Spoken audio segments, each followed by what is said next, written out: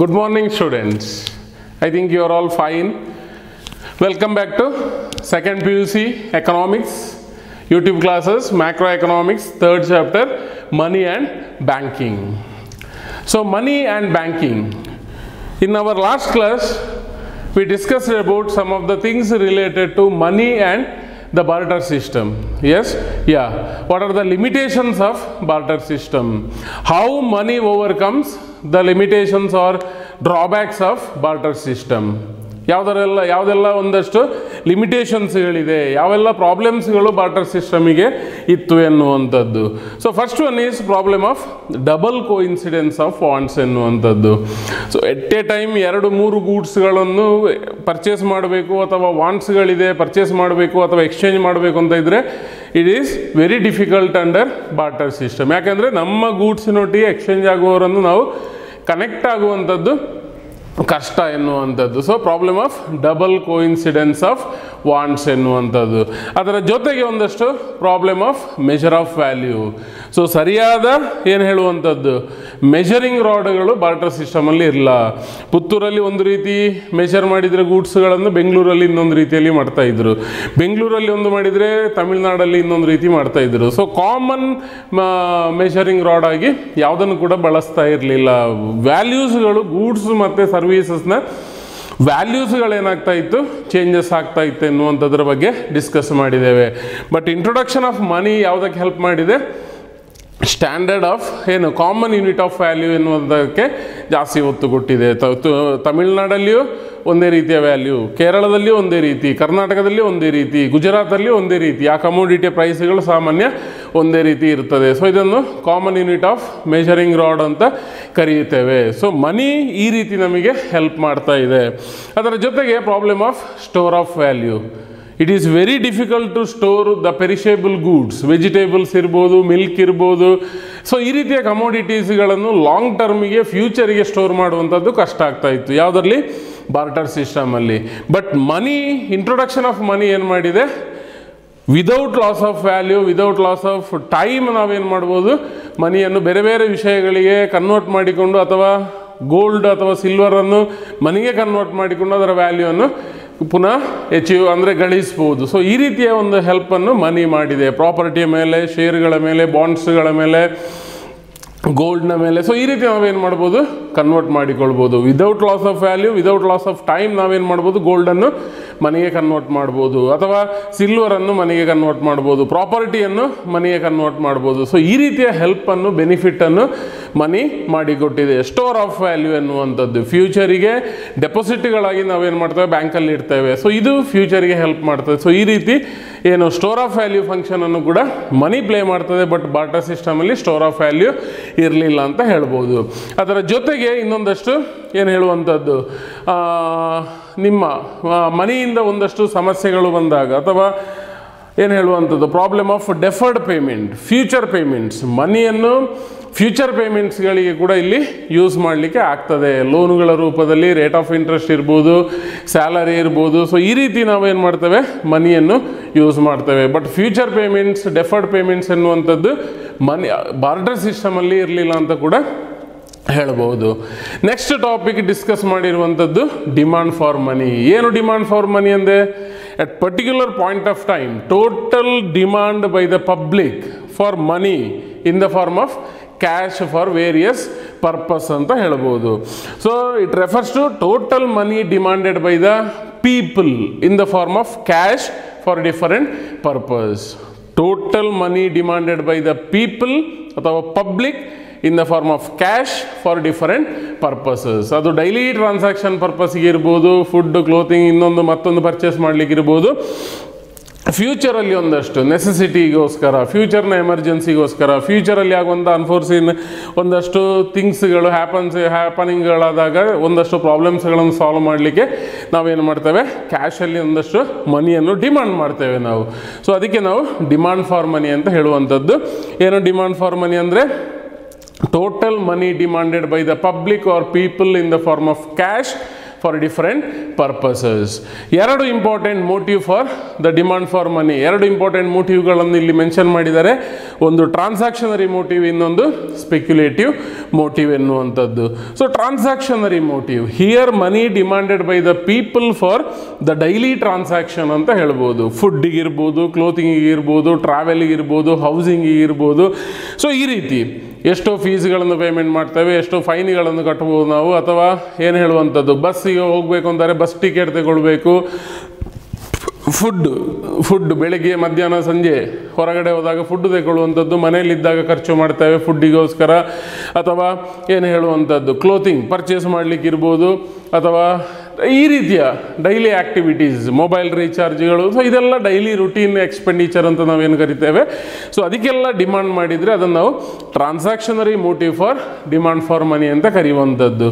So transactionary motive for demand for ಮನಿಯಲ್ಲಿ MDT is equal to function of Y ಅಂತ mention ಮಾಡಿದ್ದಾನೆ. ಏನು ಅದು ವೈ ಅಂದರೆ income. So our income level will decide transactionary motive for money ಎನ್ನುವಂಥದ್ದು. ನಮ್ಮ income ಜಾಸ್ತಿ ಇದೆ, ನಾವು ಎಕ್ಸ್ಪೆಂಡಿಚರ್ ಮಾಡುವಂಥದ್ದು. ಟ್ರಾನ್ಸಾಕ್ಷನರಿ ಪರ್ಪಸ್ಸಿಗೆ ಡಿಮಾಂಡ್ ಮಾಡುವಂಥ ಮನಿ ಜಾಸ್ತಿ ಇರ್ತದೆ. ನನ್ನ ಇನ್ಕಮ್ ಕಡಿಮೆ ಇದೆ, ಸ್ಯಾಲ್ರಿ ಕಡಿಮೆ ಇದೆ, ಆಟೋಮೆಟಿಕಲಿ ನಾನು ಮಾಡುವಂಥ ಡೈಲಿ ಎಕ್ಸ್ಪೆಂಡಿಚರ್ಗಳು, ಡೈಲಿ ಟ್ರಾನ್ಸಾಕ್ಷನ್ಗೆ ಯೂಸ್ ಮಾಡುವಂಥ ಮನಿ ಕೂಡ ಕಡಿಮೆ ಇರ್ತದೆ. There will be a direct relationship between transactionary motive for money and the income. Higher the income, higher will be the transactionary motive for money. Lower the income, lower will be the transactionary demand for motive for money ಎನ್ನುವಂಥದ್ದು. So ಜಾಸ್ತಿ income ಇದ್ದವರ life standard ಕೂಡ ಜಾಸ್ತಿ ಇರ್ತದೆ, ಅವರ ಖರ್ಚುಗಳು ಜಾಸ್ತಿ ಇರ್ತದೆ. ಕಡಿಮೆ income ಬಡವರ ಖರ್ಚು, ಮಿಡ್ಲ್ ಕ್ಲಾಸ್ನವರ ಖರ್ಚು ಕೂಡ ಕಡಿಮೆ ಇರ್ತದೆ. ಸೊ ಡೈರೆಕ್ಟ್ ರಿಲೇಷನ್ಶಿಪ್ಪನ್ನು ನೋಡ್ತೇವೆ. ಇನ್ನೊಂದು ಮೋಟಿವ್ ಫಾರ್ ಮನಿ ಏನು ಅಂತ ಕೇಳಿದರೆ ಸ್ಪೆಕ್ಯುಲೇಟಿವ್ ಪರ್ಪಸ್ಸಿಗೆ. Speculation, expectation about future changes in ಏನು ಹೇಳುವಂಥದ್ದು, ರೇಟ್ ಆಫ್ ಇಂಟ್ರೆಸ್ಟ್ ಇರ್ಬೋದು, ಬಾಂಡ್ ಪ್ರೈಸ್ ಇರ್ಬೋದು, ರೇಟ್ ಆಫ್ ರಿಟರ್ನ್ಸ್ಗಳ ಬಗ್ಗೆ ಈ ರೀತಿ ಕೂಡ ನಾವೇನು ಮಾಡ್ತೇವೆ, ಒಂದಷ್ಟು ಡಿಮಾಂಡ್ ಮಾಡ್ತೇವೆ. Especially it is in the form of ಬಾಂಡ್ಸ್ಗಳು, ಸೆಕ್ಯೂರಿಟಿಗಳು ಗೌರ್ಮೆಂಟ್ ಇಶ್ಯೂ ಮಾಡ್ತದೆ. ಇನ್ಸ್ಟಿಟ್ಯೂಷನ್ಸ್ಗಳು, ಪ್ರೈವೇಟ್ ಇನ್ಸ್ಟಿಟ್ಯೂಷನ್ಸ್ಗಳು ಕೂಡ ಬಾಂಡ್ಗಳನ್ನು ಇಶ್ಯೂ ಮಾಡ್ತದೆ. ಪರ್ಟಿಕ್ಯುಲರ್ ಟೈಮ್ ಪೀರಿಯಡ್ಗೆ ಮೆಚ್ಯೂರಿಟಿ ಆಗ್ತದೆ. ಸೊ ನಾವು ಅದನ್ನು ಫ್ಯೂಚರ್ಲಿ ನಮ್ಮ ರಿಟರ್ನ್ ಆಗಿ ನಾವು ತಗೊಳ್ತೇವೆ. So it is nothing but promissory paper ಆಗಿರ್ತಾರೆ ಫಾರ್ ಫ್ಯೂಚರ್ ಪೇಮೆಂಟ್ ಅಂತ ಹೇಳ್ಬೋದು. ಸೊ ಇಲ್ಲಿ ಎಸ್ಪೆಷಲಿ ರೇಟ್ ಆಫ್ ರಿಟರ್ನ್ ಏನು ಮಾಡ್ತದೆ, ಸ್ಪೆಕ್ಯುಲೇಟಿವ್ ಪರ್ಪಸಲ್ಲಿ ಡಿಸೈಡ್ ಮಾಡ್ತದೆ, ಅಥವಾ ರೇಟ್ ಆಫ್ ಇಂಟ್ರೆಸ್ಟ್ ಎನ್ನುವಂಥದ್ದು. So MDS is equal to the function of rate of interest ಅಥವಾ ಎಕ್ಸ್ಪೆಕ್ಟೆಡ್ ರೇಟ್ ಆಫ್ ಇಂಟ್ರೆಸ್ಟ್ ಎನ್ನುವಂಥದ್ದು. There will be a inverse relationship. ಒಂದು ಜಾಸ್ತಿ ಆದಾಗ ಇನ್ನೊಂದು ಕಡಿಮೆ ಆಗ್ತದೆ, ಇನ್ನೊಂದು ಕಡಿಮೆ ಆದರೆ ಮತ್ತೊಂದು ಜಾಸ್ತಿ ಆಗ್ತದೆ ಎನ್ನುವಂಥದ್ದು. ರೇಟ್ ಆಫ್ ಇಂಟ್ರೆಸ್ಟ್ ಜಾಸ್ತಿ ಆದರೆ MDS ಡಿಮಾಂಡ್ ಕಡಿಮೆ ಆಗ್ತದೆ. ಅದೇ ರೇಟ್ ಆಫ್ ಇಂಟ್ರೆಸ್ಟ್ ಕಡಿಮೆ ಆದರೆ MDSಗೆ ಡಿಮಾಂಡ್ ಜಾಸ್ತಿ ಆಗ್ತದೆ. ಸೊ ರೇಟ್ ಆಫ್ ಇಂಟ್ರೆಸ್ಟ್ ರಿಟರ್ನ್ಸ್ಗಳು ಫ್ಯೂಚರಲ್ಲಿ ಜಾಸ್ತಿ ಇದೆ ಅಂತಂದರೆ ಎಲ್ಲರೂ ಕೂಡ ಮನಿಯನ್ನು ಬಾಂಡಿಗೆ ಕನ್ವರ್ಟ್ ಮಾಡ್ತಾರೆ. ಫ್ಯೂಚರಲ್ಲಿ ರೇಟ್ ಆಫ್ ರಿಟರ್ನ್ ಕಡಿಮೆ ಇದೆ ಅಂತಂದರೆ ಬಾಂಡನ್ನು ಮನಿಗೆ ಕನ್ವರ್ಟ್ ಮಾಡಿಕೊಳ್ತಾರೆ. So MDS is equal to function of IE ಅಥವಾ ರೇಟ್ ಆಫ್ ಇಂಟ್ರೆಸ್ಟ್ ಎನ್ನುವಂಥದ್ದನ್ನು ನಾವು ಲಾಸ್ಟ್ ಕ್ಲಾಸಲ್ಲಿ ಡಿಸ್ಕಸ್ ಮಾಡಿದ್ದೇವೆ. In today's session we will going to discuss about the liquidity trap. So ಏನಿದು ಲಿಕ್ವಿಡಿಟಿ ಟ್ರ್ಯಾಪ್ ಅಂದರೆ? So liquidity trap it is a situation in which MDS, money demanded for speculative purpose, is perfectly elastic ಅಥವಾ infinite ಎನ್ನುವ symbol ಕೊಟ್ಟಿದ್ದಾನೆ. Where the rate of interest reaches the minimum ಅಥವಾ lowest ಎನ್ನುವಂಥದ್ದು. So it is a situation in which MDS is perfectly elastic. MDS ಎನ್ನುವಂಥದ್ದು perfectly elastic ಇರ್ತದೆ, infinite ಆಗಿರ್ತದೆ. ಯಾವಾಗ ಅಂತಂದರೆ rate of interest reaches it's lowest point ಅಥವಾ minimum point ಎನ್ನುವಂಥದ್ದು. So it is a situation in which speculative demand for money is perfectly elastic ಆಗಿರ್ತದೆ. ಯಾವಾಗ perfectly elastic ಆಗಿರ್ತದೆ ಅಂತ ಯಾವ ಕಂಡೀಷನಲ್ಲಿ ಅಂತ ಕೇಳಿದರೆ, where the rate of interest, ROI ಅಂದರೆ rate of interest, it reaches the minimum ಅಥವಾ ಲೋವೆಸ್ಟ್ ಎನ್ನುವಂಥದ್ದು. ಇಲ್ಲಿ ಎರಡು ವ್ಯತ್ಯಾಸಗಳನ್ನು ನೀವು ನೋಡ್ಬೋದು. When rate of interest is maximum, MDS is 0. ಅಂದರೆ ಜನರು ಏನು ಮಾಡ್ತಾರೆ, ಮನಿಯನ್ನು ಬಾಂಡ್ಸ್ಗಳಿಗೆ ಕನ್ವರ್ಟ್ ಮಾಡಿಕೊಳ್ತಾರೆ. ಅದೇ ರೀತಿ when rate of interest is minimum MDS is equal to infinite ಎನ್ನುವಂಥದ್ದು. ಸೊ ಈ ಒಂದು ಕಂಡೀಷನ್ಗೆ ನಾವೇನು ಹೇಳುವಂಥದ್ದು ಲಿಕ್ವಿಡಿಟಿ ಟ್ರ್ಯಾಪ್ ಎನ್ನುವಂಥದ್ದು. ಅಂದರೆ ಮಿನಿಮಮ್ ರೇಟ್ ಆಫ್ ಇಂಟ್ರೆಸ್ಟ್ ಇರುವಾಗ, rate of interest is minimum, MDS is infinite. ಜನರು ಬಾಂಡ್ಸ್ಗಳನ್ನು ಏನು ಮಾಡ್ತಾರೆ, ಮನಿಗೆ ಕನ್ವರ್ಟ್ ಮಾಡಿಕೊಳ್ತಾರೆ ಅನ್ನುವಂಥದ್ದು. ಸೊ ಇದು ಈ ಕಂಡೀಷನ್ಗೆ ನಾವು ಲಿಕ್ವಿಡಿಟಿ ಟ್ರ್ಯಾಪ್ ಅಂತ ಕರೆಯುವಂಥದ್ದು. It is a situation which MDS is perfectly elastic ಅಥವಾ ಇನ್ಫಿನಿಟ್ ಆಗುವಂಥದ್ದು ಯಾವಾಗ, when the rate of interest reaches its minimum level or minimum point ಅಥವಾ lowest point. Suppose rate of interest is maximum, MDS is equal to 0. It means speculative demand for money is 0. When rate of interest is minimum, MDS is equal to infinite. So ಈ ರೀತಿ liquidity trap ಎನ್ನುವಂಥದ್ದು. ಅಂದರೆ ಒಂದು ಸಾಮಾನ್ಯವಾಗಿ ಒಂದು ಮಾರ್ಕಿಗೆ ಎಲ್ಲ ಬರುವಂಥ question ಆಗಿರ್ತದೆ ಲಿಕ್ವಿಡಿಟಿ ಟ್ರ್ಯಾಪ್ ಅಂದರೆ ಏನೆನ್ನುವಂಥದ್ದು. So it is a situation in which MDS is perfectly elastic where rate of interest reaches its minimum point ಎನ್ನುವಂಥದ್ದು. When rate of interest is maximum, MDS is equal to 0. ಎಲ್ಲರೂ ಕೂಡ ಏನು ಮಾಡ್ತಾರೆ, ಮನಿಯನ್ನು ಬಾಂಡಿಗೆ convert ಮಾಡ್ತಾರೆ, ಹೈಯೆಸ್ಟ್ ರಿಟರ್ನ್ ಸಿಗ್ತದೆ.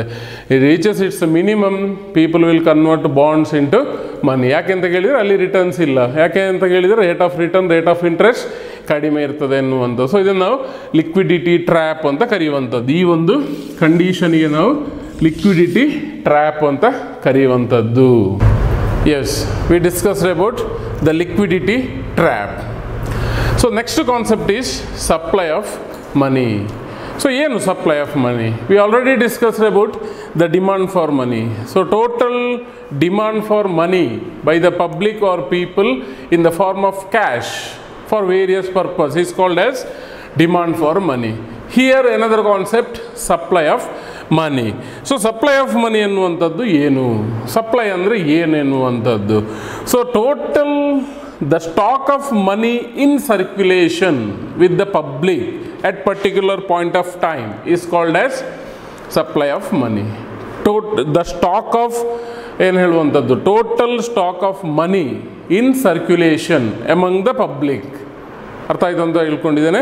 Total ಎಷ್ಟು ಹಣ ಜನರಲ್ಲಿ ಸರ್ಕ್ಯುಲೇಷನ್ ಆಗ್ತಾ ಇದೆ ಪರ್ಟಿಕ್ಯುಲರ್ ಪಾಯಿಂಟ್ ಆಫ್ ಟೈಮಲ್ಲಿ, ಅದನ್ನು ನಾವು ಸಪ್ಲೈ ಆಫ್ ಮನಿ ಅಂತ ಕರೆಯುವಂಥದ್ದು. ದ ಟೋಟಲ್ ಅಥವಾ ಏನು ಹೇಳುವಂಥದ್ದು, stock of money in circulation with the public at particular point of time is called as supply of money.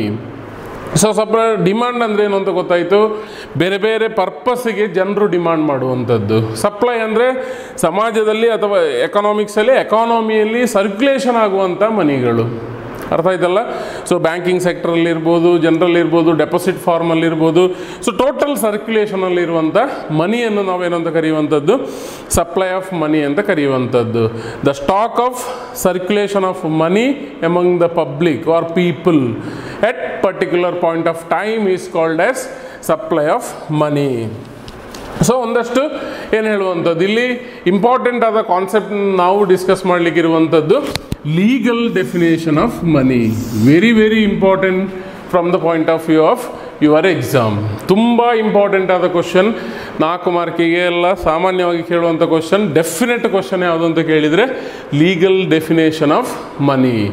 So legal definition of money, RBI adopted 4 important measures to calculate the supply of money ಎನ್ನುವಂಥದ್ದು. So ಮನಿಯನ್ನು ಎಕಾನಮಿಯಲ್ಲಿ circulation ಆಗುವಂಥ ಮನಿಯನ್ನು RBI ಯಾವ ರೀತಿ measure ಮಾಡ್ತಾರೆ ಅಂತ ಕೇಳಿದರೆ 4 important measuring ರಾಡ್ಸ್ಗಳ ಮೂಲಕ. So ಅದು ಏನು 4 ಇಂಪಾರ್ಟೆಂಟ್ ಮೆಷರಿಂಗ್ ರಾಡ್ಗಳು ಏನು ಅಂತ ಹೇಳಿದರೆ ಅದು nothing but legal definition of money ಎನ್ನುವಂಥದ್ದು. ಸೊ RBI ಇಲ್ಲಿ ಸಪ್ಲೈ ಆಫ್ ಮನಿ ಅಂದರೆ ಏನು ಅಂತ ಲೀಗಲಿ ಡಿಫೈನ್ ಮಾಡಿರುವಂಥದ್ದು. ಸೊ ತುಂಬ ಇಂಪಾರ್ಟೆಂಟ್ ಆದ concept. First one M1. So M1 ಅಂದರೆ ಏನು ಅಂತ ಕೇಳಿದರೆ ಕರೆನ್ಸಿ ಹೆಲ್ಡ್ ವಿತ್ ಪಬ್ಲಿಕ್ ಅಥವಾ ಕರೆನ್ಸಿ ನೋಟುಗಳು ಮತ್ತು ಕಾಯಿನ್ಸ್ಗಳನ್ನು ನಾವು CU ಅಂತ ಕರೆಯುವಂಥದ್ದು. ಪ್ಲಸ್ ಡಿಮಾಂಡ್ ಡೆಪಾಸಿಟ್ ಅಥವಾ total deposit held by the commercial banks ಅಂತ ಹೇಳ್ಬೋದು, ಅಥವಾ ಪಬ್ಲಿಕ್ಕಿನ ಟೋಟಲ್ ಡೆಪಾಸಿಟ್ ವಿತ್ ಕಮರ್ಷಿಯಲ್ ಬ್ಯಾಂಕ್ಗಳು ಅಂತ ಹೇಳ್ಬೋದು, ಬ್ಯಾಂಕಿಂಗ್ ಇನ್ಸ್ಟಿಟ್ಯೂಷನ್ಸ್ಗಳು. ಸೊ CU ಅಂದರೆ ಕರೆನ್ಸಿ, ನೋಟುಗಳು ಮತ್ತು ಕಾಯಿನ್ಸ್ಗಳು. ಯಾವುದು? C U. Demand D D ಅಂದರೆ total deposit with the commercial bank ಅಥವಾ ಒಂದು ಬ್ಯಾಂಕಿಂಗ್ ಇನ್ಸ್ಟಿಟ್ಯೂಷನಲ್ಲಿ.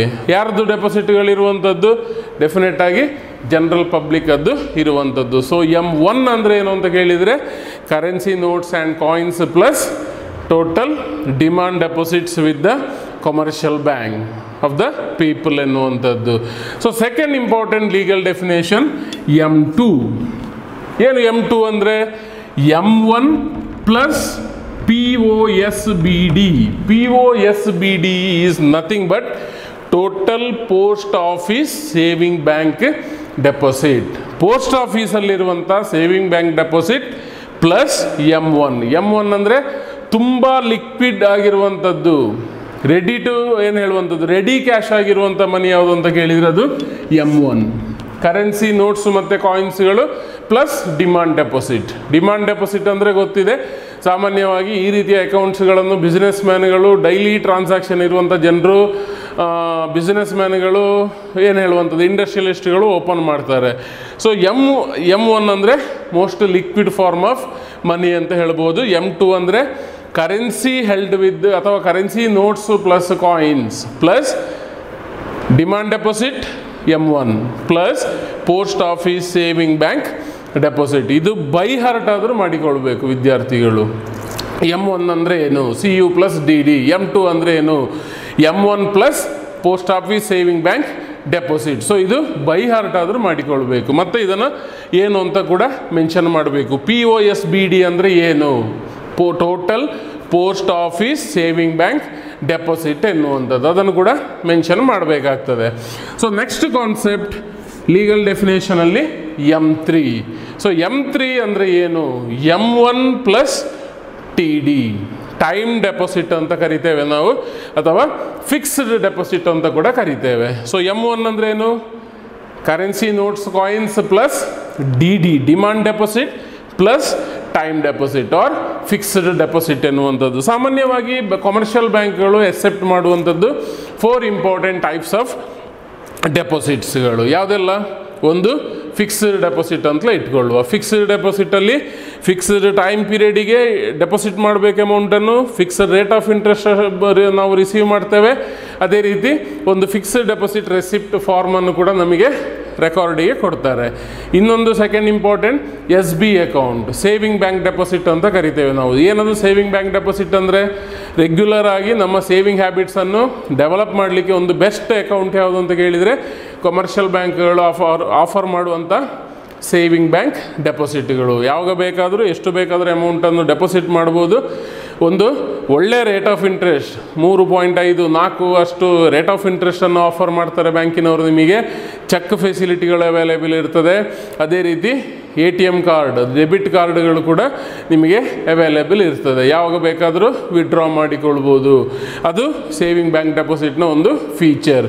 ಅದೇ ರೀತಿ ಥರ್ಡ್ ಒನ್ ಯಾವುದು? ಕರೆಂಟ್ ಡೆಪಾಸಿಟ್ ಅಂತ ಹೇಳ್ತೇವೆ ಅಥವಾ ಡಿಮಾಂಡ್ ಡೆಪಾಸಿಟ್ ಅಂತ ಹೇಳ್ತೇವೆ, DD ಅಂತ.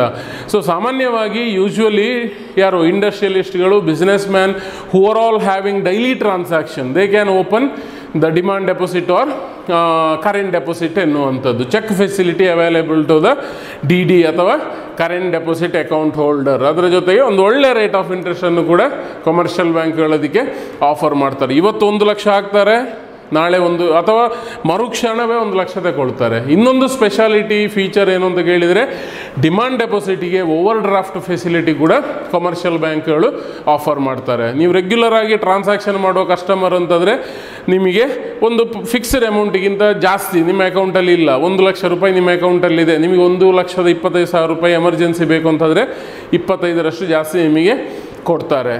ಅದನ್ನು ನಾವು ಓವರ್ ಡ್ರಾಫ್ಟ್ ಅಂತ ಹೇಳುವಂಥದ್ದು.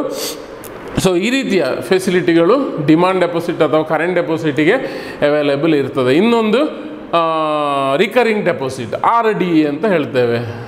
ಎಸ್ಪೆಷಲಿ ಲೋವರ್ ಕ್ಲಾಸ್ ಅಂದರೆ ಲೋ ಲೆವೆಲ್ ಇನ್ಕಮ್ ಗ್ರೂಪ್ಗಳಿಗೆ, ಪುವರ್ ಪೀಪಲ್ಗಳಿಗೆ, ಮಿಡ್ಲ್ ಕ್ಲಾಸ್ ಪೀಪಲ್ಗಳಿಗೆ ರೆಗ್ಯುಲರ್ ಆಗಿ ಸೇವಿಂಗ್ ಹ್ಯಾಬಿಟ್ಸನ್ನು ಮಾಡಲಿಕ್ಕೆ ಪ್ರತಿದಿನ ಪರ್ಟಿಕ್ಯುಲರ್ ಫಿಕ್ಸ್ಡ್ ಅಮೌಂಟನ್ನು ಕಟ್ಬೋದು, 50 ರೂಪಾಯಿ ಅಥವಾ ವೀಕ್ಲಿ 100 ರೂಪೀಸ್, 500 ರೂಪಾಯಿ ಮಂತ್ಲಿ. ಸೊ ಇದು ಏನು ಮಾಡ್ತದೆ, ನಮ್ಮಲ್ಲಿ ರೆಗ್ಯುಲರ್ ಆಗಿ ಸೇವಿಂಗ್ ಹ್ಯಾಬಿಟ್ಸನ್ನು ಡೆವಲಪ್ ಮಾಡ್ತದೆ. ಯಾವುಗಳೋ ಒಂದು ಫ್ಯೂಚರಲ್ಲಿ ಏನು ಎಮರ್ಜೆನ್ಸಿಗೆ ಅದು ಹೆಲ್ಪ್ ಆಗ್ತದೆ. ಸೊ ಈ ರೀತಿಯ 4 ಬೇರೆ ಬೇರೆ ಟೈಪಿನ ಅಕೌಂಟ್ಗಳನ್ನು, ಸರ್ವೀಸಸ್ಗಳನ್ನು, ಡೆಪಾಸಿಟ್ ಸರ್ವೀಸಸ್ಗಳನ್ನು ಬ್ಯಾಂಕ್ ಆಫರ್ ಮಾಡ್ತಾರೆ. ಸೊ ಇಲ್ಲಿ M3 ಎನ್ನುವಂಥದ್ದು ಡಿಸ್ಕಸ್ ಮಾಡ್ತಾ ಇದ್ದೆವು. M1 ಅಂದರೆ CU plus DD plus time deposit. Time deposit ಅಂದರೆ ಫಿಕ್ಸ್ಡ್ ಡೆಪಾಸಿಟ್. ಯಾವುದೇ ಏನೆಲ್ಲ ಫಿಕ್ಸ್ಡ್ ಬ್ಯಾಂಕ್ಗಳಲ್ಲಿ ಫಿಕ್ಸ್ಡ್ ಡೆಪಾಸಿಟ್ ಇದೆ ಅದೆಲ್ಲ ಇಲ್ಲಿ ಕೌಂಟ್ ಆಗ್ತದೆ. M4 ಎನ್ನುವಂಥದ್ದು next concept M4. So M1 ಆಯಿತು, M2 ಡಿಸ್ಕಸ್ ಮಾಡಿದ್ದೇವೆ, M3 ಡಿಸ್ಕಸ್ ಮಾಡಿದ್ದೇವೆ, 4th ಒನ್ M4. M4 ಅಂದರೆ ಏನು? M3 plus total post office deposits. ಎಲ್ಲ ರೀತಿಯ ಪೋಸ್ಟ್ ಆಫೀಸ್ ಡೆಪಾಸಿಟ್ಗಳು ಯಾವುದರಲ್ಲಿ ಬರ್ತದೆ? M4ಅಲ್ಲಿ ಬರುವಂಥದ್ದು. ಸೊ M4ಅಲ್ಲಿ ಬರುವಂಥದ್ದು ಟೋಟಲ್ ಪೋಸ್ಟ್ ಆಫೀಸ್ ಡೆಪಾಸಿಟ್ಸ್, ಅದರಲ್ಲಿ ಎಕ್ಸ್ಕ್ಲೂಡಿಂಗ್ ನ್ಯಾಷನಲ್ ಸೇವಿಂಗ್ ಸರ್ಟಿಫಿಕೇಟ್ ಎನ್ನುವಂಥದ್ದು. ಸೊ M4 ಅಂದರೆ M3 ಅಂದರೆ ಏನು? CU plus DD plus TD plus total post office ಡೆಪಾಸಿಟ್ಗಳು ಯಾವುದರಲ್ಲಿ ಬರ್ತದೆ? M4ಅಲ್ಲಿ ಬರ್ತದೆ. ಸೊ ಟೈಮ್ ಡೆಪಾಸಿಟ್ ಬರ್ತದೆ, ಬೇರೆ ಬೇರೆ ರೀತಿಯ ಡೆಪಾಸಿಟ್ಗಳು, ಡಿಮಾಂಡ್ ಡೆಪಾಸಿಟ್ಗಳೆಲ್ಲ ಬರ್ತದೆ. ಸೊ ಅದರಿಂದಾಗಿ M4 ಅನ್ನು ನಾವು ಲೀಸ್ಟ್ ಲಿಕ್ವಿಡಿಟಿ ಅಂತ ಕರಿತೇವೆ. ಜಾಸ್ತಿ ಲಿಕ್ವಿಡಿಟಿ ಅಥವಾ ಇರುವಂಥದ್ದು M1, most liquid form of money ಅಂತ ಹೇಳ್ತೇವೆ ನಾವು M1 ಅನ್ನು. Currency held with the people, cash in the form of cash or coins, ಅಂದರೆ ಕರೆನ್ಸಿ ನೋಟ್ಸ್ ಮತ್ತು ಕಾಯಿನ್ಸ್ಗಳು plus demand deposit. Ready cash ಅಂತ ಹೇಳುವಂಥದ್ದು ಯಾವುದನ್ನು?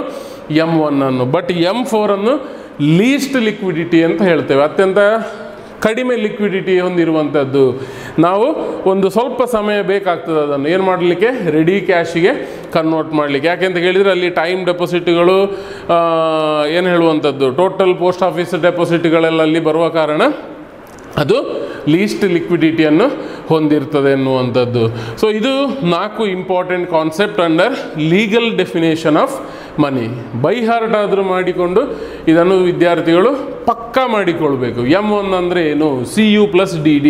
M2 ಅಂದರೆ ಏನು? M1 plus post office saving bank deposit. M3 ಅಂದರೆ ಏನು? M1 plus time deposit. M4 ಅಂದರೆ ಏನು? M3 plus total post office deposit ಎನ್ನುವಂಥದ್ದು.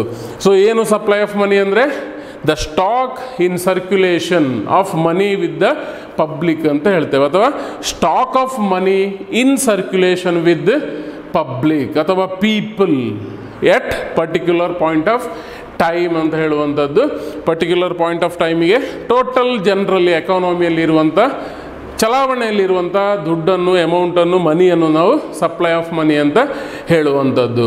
ಸೊ ಇಲ್ಲಿ Reserve Bank of India commercial ಬ್ಯಾಂಕ್ಗಳಿಗೆ ಲೀಡರ್. ಭಾರತದ ಅರ್ಥವ್ಯವಸ್ಥೆಯಲ್ಲಿ ಟಾಪ್ ಮೋಸ್ಟ್ ಲೆವೆಲಲ್ಲಿರುವಂಥ ಬ್ಯಾಂಕ್ ಯಾವುದು ಅಂತ ಕೇಳಿದರೆ Reserve Bank of India. So Reserve Bank of India adopted 4 important measures under legal definition of money to calculate the total supply of money at particular point of time. M1 ಅಂದರೆ currency notes ಮತ್ತು coins plus demand deposit. M2 ಅಂದರೆ currency notes plus coins plus demand deposit plus post office saving bank deposit. M3 ಅಂದರೆ M1 CU plus DD plus total time deposit ಅಥವಾ fixed deposit. M4 ಅಂದರೆ M3 plus total post office deposit ಎನ್ನುವಂಥದ್ದು. ವಿದ್ಯಾರ್ಥಿಗಳು ಇನ್ನೊಂದು ಗಮನಿಸಬೇಕು, ಇವತ್ತು use ಆಗ್ತದೋ ಇಲ್ವೋ ನನಗೆ ಗೊತ್ತಿಲ್ಲ, ಬಟ್ ಫ್ಯೂಚರ್ಲಿ ಡೆಫಿನೆಟ್ ಆಗಿ ನಿಮಗೆ ಯೂಸ್ ಆಗ್ತದೆ. ಪೋಸ್ಟ್ ಆಫೀಸ್ ಸೇವಿಂಗ್ ಬ್ಯಾಂಕ್ ಡೆಪಾಸಿಟ್ಗಳು ಅಥವಾ ಪೋಸ್ಟ್ ಆಫೀಸಿನ RD ಫೆಸಿಲಿಟಿ ತುಂಬ ಯೂಸ್ಫುಲ್ ಆಗಿರುವಂಥ ಒಂದು ಫೆಸಿಲಿಟಿ. ಅದು ರೆಗ್ಯುಲರ್ ಆಗಿ ಡೈಲಿ ನಿಮಗೆ ಇನ್ಕಮ್ ಇದೆ ಅಥವಾ ಏನು ಹೇಳುವಂಥದ್ದು, ಈಗ ಫಾರ್ ಎಕ್ಸಾಂಪಲ್ ಲೇಬರ್ ಕ್ಲಾಸ್ ಪೀಪಲ್ಗಳಿಗೆ ಡೈಲಿ ಸಂಬಳ ಯಾರಿಗಾದರೂ ಇದೆ, ಅವ್ರು ಏನು ಮಾಡ್ಬೋದು, ಪೋಸ್ಟ್ ಆಫೀಸ್ ರಿಕರಿಂಗ್ ಡೆಪಾಸಿಟ್ಗಳನ್ನು ಓಪನ್ ಮಾಡ್ಬೋದು. ಇದು ಅಂದರೆ ಲೀಗಲ್ ಡೆಫಿನೇಷನ್ ಅಲ್ಲ, ಹೊರಗಿನ ವಿಷಯ ನಾನು ಹೇಳ್ತಾ ಇರೋದು ನಿಮಗೆ. ಆರ್ ಡಿ ಅಕೌಂಟನ್ನು ಪೋಸ್ಟ್ ಆಫೀಸಲ್ಲಿ ಓಪನ್ ಮಾಡೋದು ಒಳ್ಳೆಯದು. ರೆಗ್ಯುಲರ್ ಆಗಿ ಒಂದಷ್ಟು ಅಮೌಂಟನ್ನು ಆರ್ ಡಿಗೆ ಹಾಕುವಂಥದ್ದು ಒಳ್ಳೆಯದು. ಎಲ್ಲಿಯೋ ಒಂದಷ್ಟು ಉಳಿತದೆ. ವಿದ್ಯಾರ್ಥಿಗಳಿಗೆ ತಿಂಗಳಿಗೆ ಒಮ್ಮೆ ಒಂದು 100 ರೂಪಾಯಿ ಉಳಿತದೆ, ತಂದೆ ತಾಯಿ ಕೊಟ್ಟದ್ದು ಯಾವುದೋ ಒಂದು 100 ರೂಪಾಯಿ 50 ರೂಪಾಯಿ ಉಳಿತದೆ ಅಂತಂದರೆ ಅದನ್ನು ಆರ್ ಡಿ ಅಕೌಂಟಿಗೆ ಹಾಕ್ತಾ ಬನ್ನಿ. ಇನ್ನೊಂದು 5 ವರ್ಷ ಕಳೆದಾಗ ಒಂದು ಒಳ್ಳೆ ಅಮೌಂಟ್ ಒಂದು ದೊಡ್ಡ ಅಮೌಂಟ್ ಏನಾಗ್ತದೆ ನಿಮ್ಮ ಕೈಗೆ ಬರ್ತದೆ. ಸೊ ಆರ್ ಡಿ ಫೆಸಿಲಿಟಿ ಅನ್ನುವಂಥ ತುಂಬ ಯೂಸ್ಫುಲ್ ಆದಂಥ, ತುಂಬ ಪಾಪ್ಯುಲರ್ ಕೂಡ, ನಮಗೆ ಗೊತ್ತಾಗೋದಿಲ್ಲ. ಪೋಸ್ಟ್ ಆಫೀಸ್ ಕೊಡ್ತಾ ಇರುವಂಥ ಒಂದು ಫೆಸಿಲಿಟಿ, ಗೌರ್ಮೆಂಟ್ ಆಫ್ ಇಂಡಿಯಾ ಕೊಡ್ತಾ ಇರುವಂಥ ಸೇಫೆಸ್ಟ್ ಫೆಸಿಲಿಟಿ ಅಂತ ಹೇಳ್ಬೋದು. ಯಾವುದು? Recurring deposit in post office, R D. So ಇದೊಂದಷ್ಟು ಸಪ್ಲೈ ಆಫ್ ಮನಿ ಬಗ್ಗೆ. So here is some of the concepts. ಒಂದು ಮಾರ್ಕೆಲ್ಲ ಬರುವಂಥ ಒಂದಷ್ಟು ಕಾನ್ಸೆಪ್ಟ್ಸ್ಗಳು. First one, narrow money. So what is narrow money? Narrow money is nothing but most liquid form of money ಅಂತ ಹೇಳ್ಬೋದು. Ready cash ಇದ್ದ ಹಾಗೆ. ರೆಡಿ ಕ್ಯಾಶ್, ಕಿಸೆಯಿಂದ ತೆಗೆದ ಕೂಡಲೇ 500 ರೂಪಾಯಿ ನೋಟ್ ಅಥವಾ 1000 ರೂಪಾಯಿ ನೋಟ್, ಅದೇನು ನನ್ನ ಹತ್ರ ಇರುವಂಥ ನ್ಯಾರೋ ಮನಿ. ನನ್ನ ಹತ್ರ ಡೆಪಾಸಿಟಲ್ಲಿದೆ, ಬ್ಯಾಂಕಲ್ಲಿದೆ, ಅಥವಾ ನನ್ನದು ಪ್ರಾಪರ್ಟಿಯಲ್ಲಿದೆ, ಅದಲ್ಲ ನ್ಯಾರೋ ಮನಿ. ಅದನ್ನು ನಾನೇನು ಮಾಡಬೇಕು? ಅಥವಾ ಗೋಲ್ಡ್ ಇದೆ ನನ್ನ ಹತ್ರ ಅಂತ ಇಟ್ಕೊಳ್ಳುವ, ಗೋಲ್ಡ್ ಇದೆ. ಸೊ ಅದನ್ನು ನಾವು ವೆಯ್ಟ್ ಮಾಡಬೇಕು, 1 ಗಂಟೆ 1.5 ಗಂಟೆ ವೆಯ್ಟ್ ಮಾಡಿ ಅದನ್ನು ನಾನು ಸೇಲ್ ಮಾಡಿ ದುಡ್ಡು ತಗೊಳ್ಬೇಕು. ಅರ್ಥ ಆಯ್ತಲ್ಲ? ಡಿಫರೆನ್ಸ್ ನೋಡಿಕೊಳ್ಳಿ. ಸೊ ನ್ಯಾರೋ ಮನಿ ಅಂದರೆ most liquid form of money. ಯಾವುದೆಲ್ಲ ಅಂತ ಕೇಳಿದರೆ ಅದು M1 and M2. M1 and M2 are the most liquid form of money asset ಅಥವಾ ಮನಿ ಅಂತ ನಾವು ಕರಿಬೋದು. ರೆಡಿ ಕ್ಯಾಶ್ ಇದ್ದ ಹಾಗೆ. M1 ಅಂದ್ರೇನು? M1 ಅಂದ್ರೇನು? ಕರೆನ್ಸಿ, ನೋಟ್ಸ್ ಆ್ಯಂಡ್ ಕಾಯಿನ್ಸ್ ಅಂತ ಹೇಳಿದೆ, plus demand deposit. Demand deposit ಅಂದರೆ ಅದೇ, ನಾವು ಈಗ ವಿಡ್ರಾ ಮಾಡ್ಬೋದು, ಈಗ ಡೆಪಾಸಿಟ್ ಮಾಡ್ಬೋದು, ಹಾಗಾಗಿ ದೊಡ್ಡ ಕಷ್ಟ ಇಲ್ಲ ಅದು. ಅದರ ಜೊತೆಗೆ M2 ಅಂದರೆ ಏನು ಹೇಳಿದೆ? M1 plus post office saving bank deposit. So ಅದು ಕೂಡ ನಾವೇನು ಮಾಡ್ಬೋದು? ಸೇವಿಂಗ್ ಡೆಪಾಸಿಟ್ಗಳನ್ನು ವಿಡ್ರಾ ಮಾಡಿಕೊಳ್ಬೋದು. ಸೊ ಇದೆರಡು narrow money, means most liquid asset ಅಂತ ಹೇಳ್ಬೋದು, ಅಥವಾ ಲಿಕ್ವಿಡ್ ಫಾರ್ಮ್ ಆಫ್ ಮನಿ ಅಂತ ಕರಿಬೋದು. Another one is broad money. So broad money ಅಂದರೆ ಏನು ಹೇಳುವಂಥದ್ದು? ಲೀಸ್ಟ್ ಲಿಕ್ವಿಡ್ ಅಂತ ಹೇಳ್ಬೋದು. ಯಾವುದನ್ನೆಲ್ಲ ಬ್ರಾಡ್ ಮನಿ ಅಂತ ಕರೆಯುವಂಥದ್ದು? M3 and M4 are the broad money. ಅಂದರೆ M3 ಅಂದ್ರೇನು? M1 ಪ್ಲಸ್ ಟೈಮ್ ಡೆಪಾಸಿಟ್ ಅಥವಾ ಫಿಕ್ಸ್ಡ್ ಡೆಪಾಸಿಟ್ ಅಂತ ಹೇಳಿದೆ. M4 ಅಂದರೆ ಏನು? M3 plus total post office deposit ಅಂತ ಹೇಳಿದೆ. ಟೈಮ್ ಡೆಪಾಸಿಟ್, ಫಿಕ್ಸ್ಡ್ ಡೆಪಾಸಿಟ್, ನೀವು 5 ವರ್ಷಕ್ಕೆ ಅಂತ ಡೆಪಾಸಿಟ್ ಮಾಡಿ ಇಟ್ಟಿದ್ದೀರಿ, ಇವತ್ತು ಸಡನ್ ತೆಗಿಲಿಕ್ಕೆ ಆಗ್ತದೆ? ಇಲ್ಲ. ಅಥವಾ 3 ವರ್ಷಕ್ಕೆ ಇಟ್ಟಿದ್ದೀರಿ, ತೆಗಿಲಿಕ್ಕೆ ಆಗ್ತದಾ? ಇಲ್ಲ. ಸೊ ಅದರಿಂದಾಗಿ ಏನು ಹೇಳುವಂಥದ್ದು? ಲೀಸ್ಟ್ ಲಿಕ್ವಿಡ್ ಅಂತ ಹೇಳ್ಬೋದು. ರೆಡಿ ಕ್ಯಾಶ್ ಇದ್ದ ರೀತಿಯಲ್ಲಿ ಅಲ್ಲ, ಅದನ್ನು ನಾವು ಟೈಮ್ ವೆಯ್ಟ್ ಮಾಡಬೇಕಾದಂಥ ಪರಿಸ್ಥಿತಿ. M3 ಪ್ಲಸ್ M4 ಎನ್ನುವಂಥದ್ದು ಬ್ರಾಡ್ ಮನಿಗೆ ಎಕ್ಸಾಂಪಲ್ ಆಗಿರ್ತದೆ. ಸೊ ಬ್ರಾಡ್ ಮನಿ ಅಂದ್ರೆ ಏನು? M3 and M4 are called as broad money. Another important concept, fiat money. FIAT. Fiat money ಅಂದರೆ ಏನೆನ್ನುವಂಥದ್ದು? It means currency notes and coins which are declared as legal tenders. Official ಆಗಿ legally government of India ಅಥವಾ RBI issue ಮಾಡಿದಂತಹ currency ನೋಟ್ಸ್ಗಳನ್ನು, ಕಾಯಿನ್ಸ್ಗಳನ್ನು ನಾವೇನಂತ ಕರೆಯುವಂಥದ್ದು? Fiat money ಅಂತ ಕರೆಯುವಂಥದ್ದು. 5 ರೂಪಾಯಿ ನೋಟ್ ಇರ್ಬೋದು, 10 ರೂಪಾಯಿ ನೋಟ್ ಇರ್ಬೋದು, 20 ರೂಪಾಯಿ, 50 ರೂಪಾಯಿ, 100 ರೂಪಾಯಿ, 200 ರೂಪಾಯಿ, 500 ರೂಪಾಯಿ, 2000. ಸೊ ಇದೆಲ್ಲ ಏನು ನೋಟುಗಳು? Fiat money. ಅಥವಾ 1 ರೂಪಾಯಿ ಕಾಯಿನ್ ಇರ್ಬೋದು, 2 ರೂಪಾಯಿದು ಇರ್ಬೋದು, 5 ರೂಪಾಯಿದು ಇರ್ಬೋದು, 10 ರೂಪಾಯಿದು. ಸೊ ಇದೆಲ್ಲ ಕಾಯಿನ್ಸ್ಗಳನ್ನು ನಾವೇನಂತ ಕರೆಯುವಂಥದ್ದು? ಫಿಯೆಟ್ ಮನಿ ಅಂತ ಕರೆಯುವಂಥದ್ದು. ಯಾಕೆಂತ ಕೇಳಿದರೆ ಅಥಾರಿಟಿ ಅಥವಾ ಏನು ಹೇಳುವಂಥದ್ದು? ಒಂದು ಗೌರ್ಮೆಂಟ್ ಅಥವಾ RBI ಅಥವಾ central bank which declared it as legal tender. Officially authority ಏನು ಮಾಡಿದೆ? ಇಲ್ಲಿ ಇಶ್ಯೂ ಮಾಡಿದೆ, ಚಲಾವಣೆಗೆ ಬಿಟ್ಟಿದೆ ಆ ಕರೆನ್ಸಿ ನೋಟುಗಳನ್ನು. ಅದನ್ನು ನಾವು ಫಿಯೆಟ್ ಮನಿ ಅಂತ ಕರೆಯುವಂಥದ್ದು. ಅದೇ ಡೂಪ್ಲಿಕೇಟ್ ನೋಟುಗಳು, ಅದು ಫಿಯೆಟ್ ಮನಿ ಅಲ್ಲ. ಯಾಕೆಂದರೆ ಅದು ಅಥರೈಸೇಷನ್ ಇಲ್ಲ. ಅಲ್ಲಿ ನೋಡಿರ್ಬೋದು ನೀವು ನೋಟುಗಳಲ್ಲಿ RBI ಗವರ್ನರ್ ಸಿಗ್ನೇಚರ್ ಮಾಡ್ತಾರೆ, ಅಲ್ಲಿ ಪ್ರಾಮಿಸ್ ಮಾಡ್ತಾನವ ಅಲ್ವಾ? ಸೊ ಅದನ್ನು ನಾವು ಹೇಳುವಂಥದ್ದು ಫಿಯೆಟ್ ಮನಿ ಎನ್ನುವಂಥದ್ದು. ಫಿಯೆಟ್ ಮನಿ ಅಂದರೆ it means currency notes and coins which are declared as legal tenders. So narrow money, broad money, fiat money. Narrow money ಅಂದರೆ M1 plus M2 are called narrow money. ಅಂದರೆ most liquid form of money ಅಥವಾ asset ಅಂತ ನಾವು ಕರಿಬೋದು. Broad money M3 and M4. Least liquid ಅಂತ ಕರಿತೇವೆ fiat money which are declared as legal tenders ಅಂದರೆ legally issue ಮಾಡಿರುವಂಥದ್ದು, legally government of India RBI issue ಮಾಡಿದಂಥ ಕರೆನ್ಸಿ ನೋಟುಗಳು ಕಾಯಿನ್ಗಳು ಅಂಡರ್ ಫಿಯೆಟ್ ಮನಿಯಲ್ಲಿ ಬರ್ತದೆ. ಸೊ ಇವತ್ತಿನ ಸೆಷನಲ್ಲಿ ಸಪ್ಲೈ ಆಫ್ ಮನಿ ಅಂದರೆ ಲಿಕ್ವಿಡಿಟಿ ಟ್ರ್ಯಾಪ್ ಅಂದರೆ ಏನೆನ್ನುವಂಥದ್ದು, ಸಪ್ಲೈ ಆಫ್ ಮನಿ ಅಂದರೆ ಏನು, ಟೋಟಲ್ ಏನು ಹೇಳುವಂಥದ್ದು, stock of money in circulation with the public ಅಥವಾ people at particular point of time is called supply of money. Legal definition of money M1 M2 M3 M4 ಬಗ್ಗೆ discuss ಮಾಡಿದ್ದೇವೆ. ತುಂಬ important concept ಅಂತ ಕೂಡ ಹೇಳಿದ್ದೇನೆ. ಅದರ ಜೊತೆಗೆ ನ್ಯಾರೋ ಮನಿ ಅಂದ್ರೇನು, ಬ್ರಾಡ್ ಮನಿ ಅಂದ್ರೇನು, ಜೊತೆಗೆ ಫಿಯೆಟ್ ಮನಿ ಅಂದರೆ ಏನೆನ್ನುವಂಥದ್ದು, ಒಂದು ಮಾರ್ಕಿಗೆಲ್ಲ ಬರುವಂಥ ಕ್ವಶನ್ಗಳು, narrow money, broad money and fiat money. So next week ಎಕ್ಸಾಮ್ಗಳು ಕೂಡ ನಡೀತದೆ. ಸೊ ಸರಿಯಾದ ರೀತಿಯಲ್ಲಿ ಕೊಟ್ಟಿರುವ ನೋಟ್ಸ್ ಕೂಡ ಕಳಿಸಿದ್ದೇವೆ ನಿಮಗೆ, ಫಸ್ಟ್ ಮತ್ತು ಸೆಕೆಂಡ್ ಚಾಪ್ಟರ್ದು. ಸೊ ಸರಿಯಾಗಿ ಅದನ್ನು ಓದಿ ಅರ್ಥ ಮಾಡಿಕೊಳ್ಳಬೇಕು.